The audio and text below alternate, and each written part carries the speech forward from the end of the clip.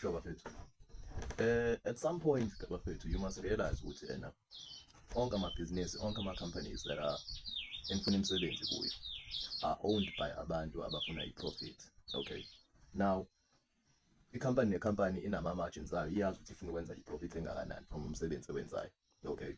So into eyenzeka ukuthi these companies uma ebona ukuthi abasafiki kule target lena ayifunayo, say maybe they wanted a 20% profit. Uma bebona ukuthi abasafiki kulo 20% abawufunayo and babona ukuthi ngeke befike kulo 20% abawufunayo, the first thing abayicabangayo is ukuthi asehlise iy'ndleko.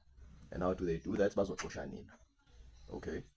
Uma bexosha nina, it means ukuthi iy'ndleko abanazo kuze besebenze ziyancipha. Ngaleyo ndlela leyo i-profit abayenzayo iyakhula. Okay. Now, uma bexosha nina, senibuyele emgwaqeni, you are back on the streets ufuna umsebenzi. Right? And umsebenzi uzofuna kuphi? And another company nayo futhi ezoxosha uma ngabe iyabona ukuthi i-profit yayo ayisahlangani.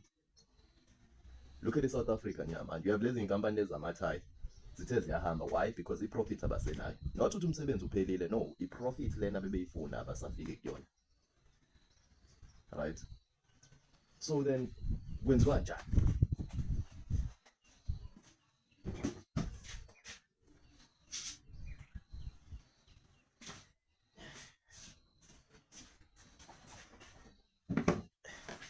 E-Europe abelungu started solving le nkinga lena by ukhanda lezi zinto lezo kuthiwa ama-worker co-ops. Okay.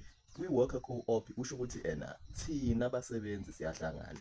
Right? Ngizweni isibonelo, igaraji lokukhanda iy'moto. Thina abasebenzi omakhenika siyahlangana sithi no bafethu asenzeni ibhizinisi sokhanda iy'moto. Senzelana, senzela i-profit, senzela ukuthi sibe nemisebenzi. Right? If ukuthi umsebenzi uyizindleko, it means ukuthi iholo lethu is counted into iy'ndleko zokusebenza leli business. Okay. We set up igaraji lethu, thina sifuna umuntu ozomanage lo msebenzi because khumbula, we are mechanics, we are electricians, right? And asiyazi indaba zokuthi umsebenzi umanage kanjani, sikwazi ukwenza umsebenzi. So what we do is we go out, we hire i-manager yethu. You see, masiqasha le manager yethu iyona ezo-distributor umsebenzi. Alright? Nayo futhi izohola kule mali lena esiyenzayo la. Siyasebenza for unyaka 2 years, and what we do after that we say ukuthi okay, we look at ukuthi inganani profit esesiyenzile. Imali eseceleni manje extra.